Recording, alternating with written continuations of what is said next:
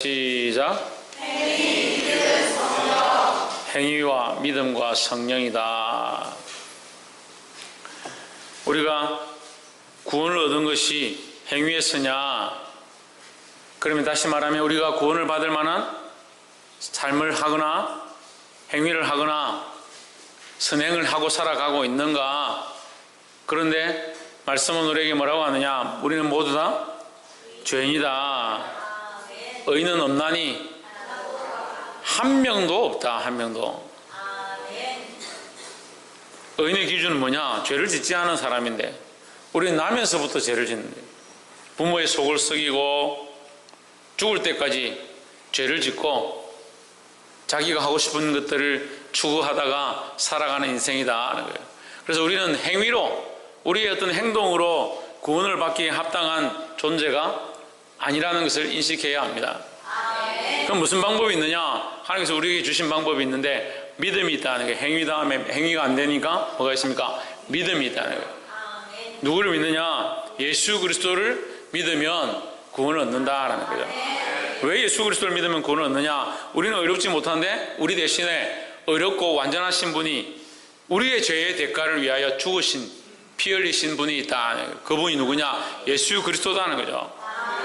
그 예수 그리스도를 믿으면 우리는 뭘 얻게 된다? 구원을 얻게 된다. 우리가 의롭지 못하지만 그분이 의로우니까 그 의로우신 분을 믿음으로 말미암아 우리에게 의로움이 주어진다라는 거예요. 그래서 우리를 의롭다 칭해 주신다. 이걸 뭐라고 하느냐? 칭의라 한다. 칭의.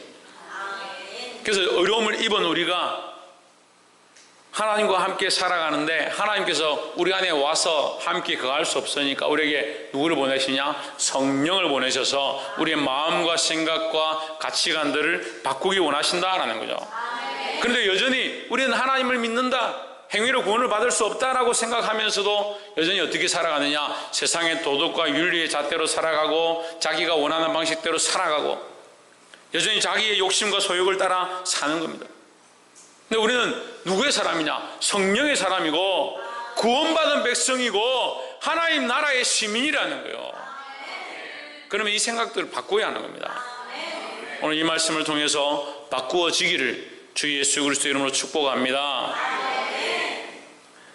갈라디아서 3장 1절에 어리석도다 갈라디아 사람들아, 예수 그리스도께서 십자가에 못 박이신 것이 너희 눈앞에 밝히 보이거늘 누가 너희를 꾀드냐 했습니다. 십자가가 뻔히 보이고 믿음으로 주님 앞에 온 사람들은 어떻게 사는 것이 하나님 기뻐하시는 줄 뻔히 알고 있습니다. 근데 뻔한 걸 안 하더라고. 참 답답한 건요, 뻔한 걸 안 해요. 기도해야 될 때 기도 안 합니다. 말씀을 드려야 될 때 말씀을 듣지 않습니다. 문제가 생겼을 때 하나님 앞에 엎드리지 않습니다. 고난이 닥쳐도 정신을 차리지 않습니다. 하나님께서 축복하시면 자기를 위해서 무엇을 먹을까 무엇을 입을까 더 고민합니다. 하나님께서 우리에게 축복을 주신다면 우리는 누구에게 감사해야 합니까? 그런데 왜 축복에 감사합니까? 축복을 주시면 축복을 주신 하나님께 감사해야 되는데 인간들은 자꾸 그 축복에 매이는 거예요. 특히 여자들이 정신 차려야 돼요. 감사하네, 여자들이 아멘 해가지고. 여자들 보면 TV를 보면 막 이벤트 해주고 결혼 기념 해주고 결혼하기 전에 뭐 어디 빌려가지고 막 촛불 해가지고 뭐 이렇게 해주면 좋다고. 아, 나는 저런 거 해주는 사람 없나? 나도 반지 같은 거 해주고 뭐 이렇게 하는 사람 없나? 사실은 그게 중요한 게 아니라 누가 중요한 겁니까? 그 신랑이 중요한 거죠. 신랑 될 사람이 중요한 거지. 그게 중요하냐는 거예요. 근데 여자는 어떻게 생각해요? 그걸 중요하다 생각하는 거예요.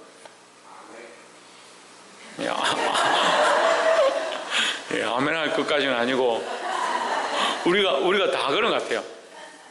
하나님 주시는 축복을 바라보아야 되는데 하나님은 잊어버리고 축복만 바라보아요. 누가 선물을 주면 생각해보세요. 선물을 줬는데 그 사람한테는 고맙다 안 하고 선물만 들고 도망가면은 그런 철딱선이 없는 게 어디냐고. 우리 애들 어렸을 때 세배를 하니까 세뱃돈을 이렇게 주는 거예요.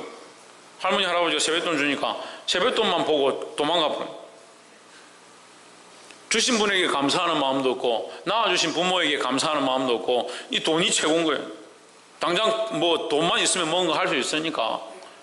인간의 가치가 생각들이 너무 근시안적이에요. 너무 가까운 것만 보고 당장 눈앞에 있는 것들만 바라보니까 자꾸 잊어버리는 거예요. 뭘 잊어버리냐? 십자가를 잊어버리는 거예요.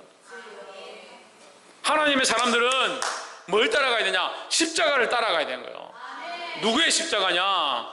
예수 그리스도께서 지신 십자가를 따라가야 되는 거예요.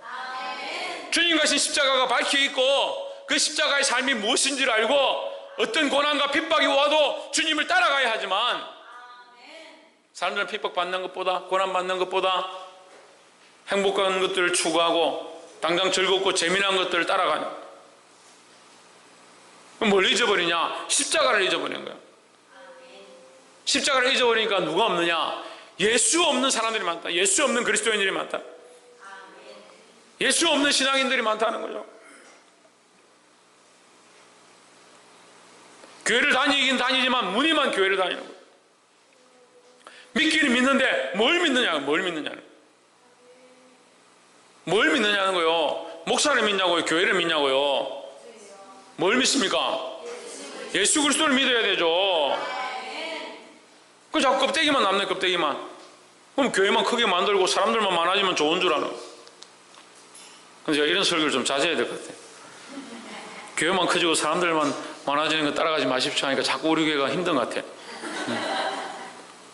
더 사람들이 많이 모이고 더 교회가 부흥할 것 같은데 이런 거만 따라가지 마십시오 이래서 안 되는가? 하지만 하나님께서 채우실 줄 믿습니다. 그러니까 우리는 누굴 바라봐야 되냐? 예수 그리스도를 바라봐야 되는 거죠. 그 예수 그리스도의 십자가를 바라보고 따라가는 거예요. 옆에 사람 보십시오. 예수 그리스도의 십자가를 바라보고 따라갑시다. 근데 세상 우리에게 뭐라고 하냐? 자꾸 깨는 거예요. 너희 눈앞에 밝히 보이거늘 누가 너희를 깨드냐? 자꾸 깨는 겁니다. 그 십자가 따라가서 되는 게 아니다. 그 예수님 따라가서 되는 게 아니다. 그 고난 받으면서 따라가서 되는 게 아니다. 어떤 목사님을 만나서 장례식장에 갔는데 젊은 목사님 만나서 얘기를 이렇게 하는 거예요. 자기 교회가 굉장히 커요.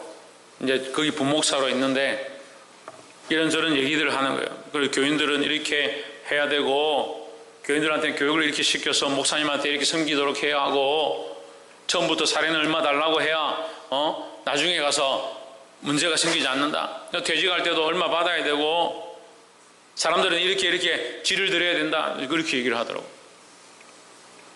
그게 뭐 사람들이 애완동물입니까? 지를 드리게. 그래서 이런 길이 바른 길이고 이렇게 하는 것이 교회를 운영하는 방식들이고 물론 완전히 틀리지는 않죠. 그러니까 지혜롭게 해야 되는 건 맞죠. 하지만 제가 이렇게 얘기했습니다. 그럼 예수님 어떻게 하셨습니까? 그 목사님한테 제가 얘기를 해서 예수님은 제자들한테 어떻게 했습니까? 그 저보고 목사님 그렇게 해야 나중에 성도들이 배반 안 하고 목사님 마지막에 나갈 때 빨가벗기가 안 쫓아낸다고. 오시는데 뭘 빨가벗기 쫓아내. 예, 그렇다 이 말이죠. 목사님 그렇게 하니까 말 안 듣는 사람도 있고 속 쏘이는 사람도 있다고 저한테 그런 얘기를 하는 거예요. 그럼 예수님 어떻게 하셨습니까? 예수님이 멍청하셔가지고 돈 맡은 꾀를 돈괴를 유다에게 맡겼냐고요. 왜 예수님의 제자 중에 배신하는 자가 있냐고요. 자기 길을 가는 거예요. 예수님께서 뭐라고 하십니까? 자기의 길을 자기가 선택해서 간다는 거죠. 그렇게 하지 않으면 더 좋겠고 차라리 나지 않으면 더 좋겠는데 태어나서 그런 일을 하고 배반하고 세상과 타협하고 자기가 원하는 길을 가는 것은 어쩔 수 없다는 거죠. 누가 선택하느냐? 본인이 선택하는 거예요. 우리가 그리스도를 알고 하나님 안다면 지금 믿음으로 선택해야 돼요. 그래서 예수님이라면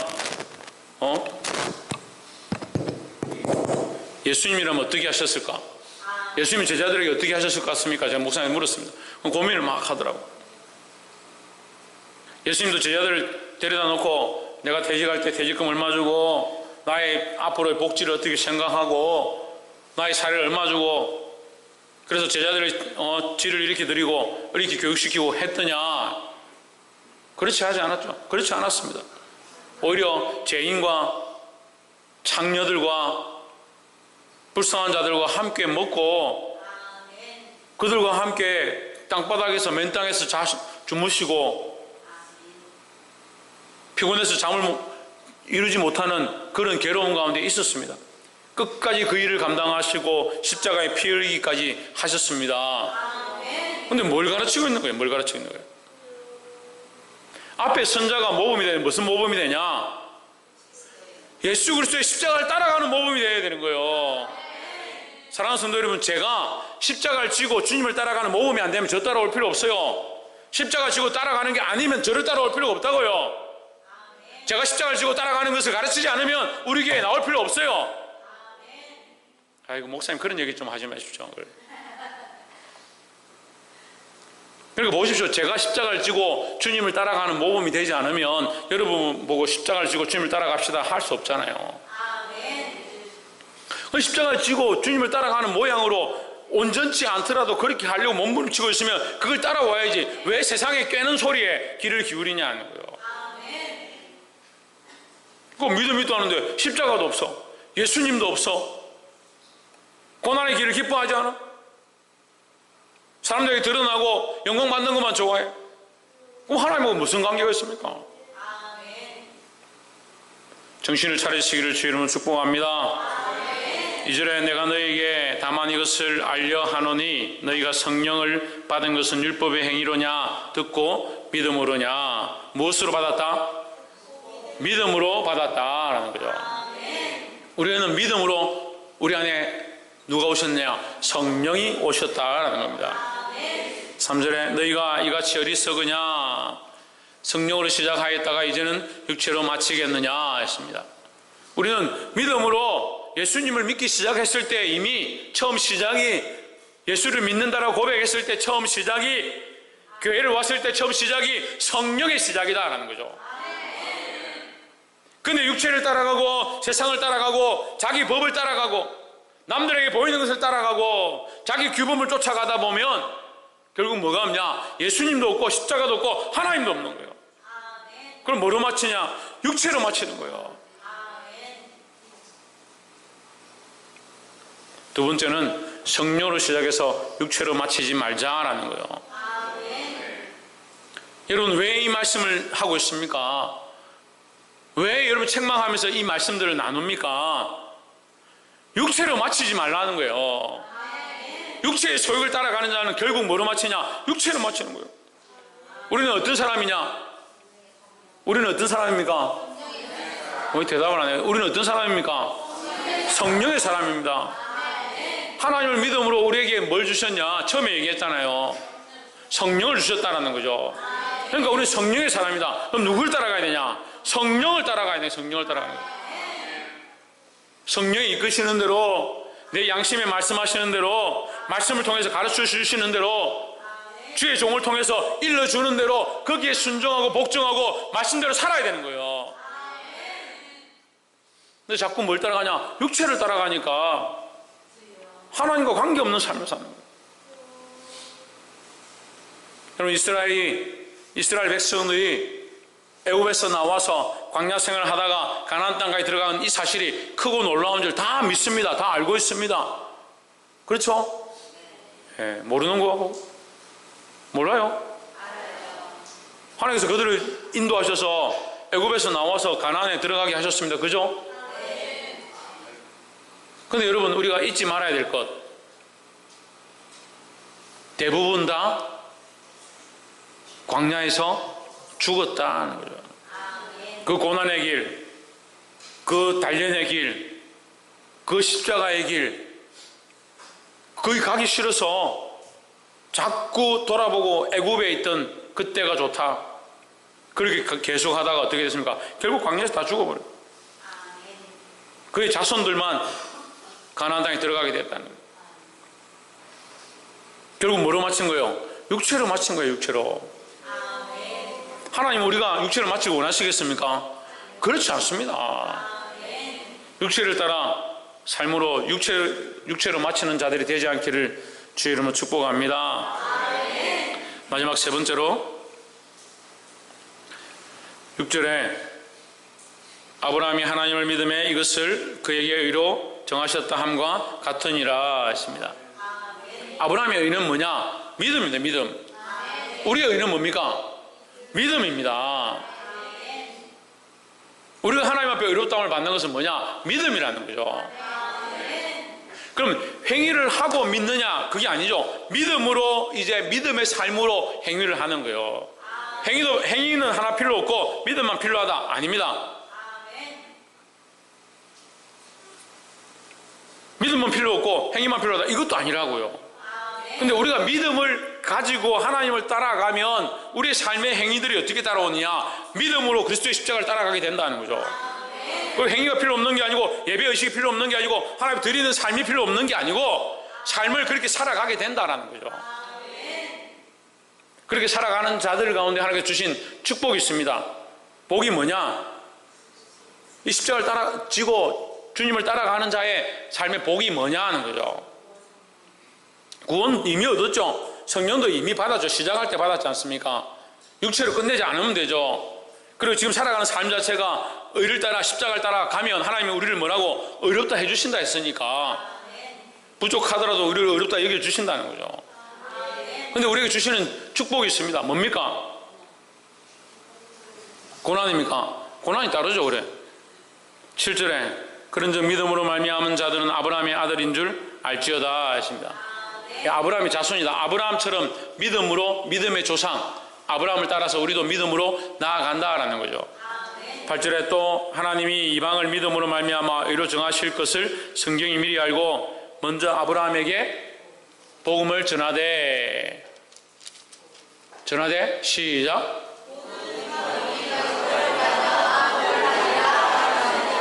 모든 이방이 너로 말미암아 복을 받으리라. 성경에서 말하는 복은요, 이게 복이에요.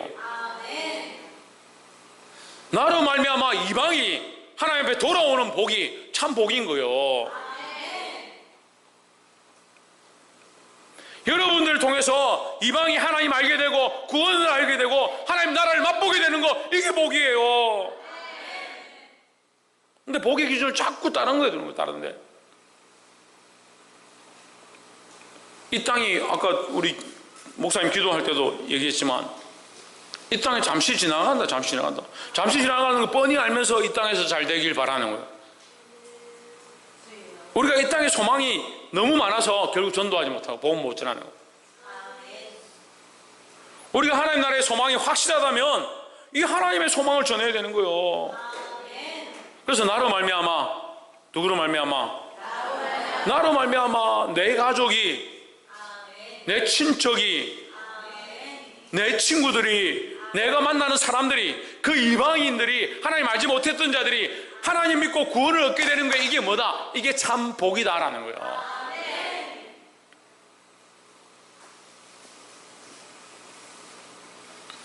그래서 9절 이 복에 대해서 다시 한 번 더 반복해서 말합니다. 그러므로 믿음으로 말미암은 자는, 믿음으로 이 일을 행하는 자들은, 믿음으로 십자가를 지고 이 복음을 전하며 나아가는 자는, 많은 사람을 옳은 대로 돌아오게 하는 자는 믿음이 있는 아브라함과 함께 복을 받느니라 했습니다. 그래서 성경의 복은 뭐냐? 많은 사람을 옳은 대로 인도하는 것, 그것이 우리의 축복이고 우리의 상급이고 우리의 기업이고 이것이 하나님 우리에게 주신 복이다라는 거예요. 말씀을 맺겠습니다. 사랑하는 성도 여러분, 저는 여러분이 육체로 마치지 않기 원합니다. 성령으로 시작해서 믿음으로 시작해서 더 나아가 구원에 이르는 것뿐만 아니라 하나님 주시는 놀라운 축복까지 받기를 소망합니다. 어떻게 해야 되겠습니까? 예수 그리스도를 따라, 그 십자가를 따라 나아가야 합니다. 고난이 닥치고 사람들의 꾀는 소리들이 있고 이 세상에 많은 소리들이 들릴지라도 우리는 주님만 바라보고 믿음의 길을 나아가야 하는 겁니다. 그렇게 할 때 우리를 통해서 많은 사람을 우리에게 붙이실 것이고, 만나는 사람마다 우리의 혈족과 친지와 친족과 친구들과 그 사람들에게 뭘 전하냐? 이 복음을 전하는 거예요. 이 천국 복음을 전하는 거예요. 이게 전하는 것이 뭐냐? 전하는 것이 복이다라는 거예요. 이 복을 받으시기를 주 예수 그리스도 이름으로 축복합니다. 기도하겠습니다.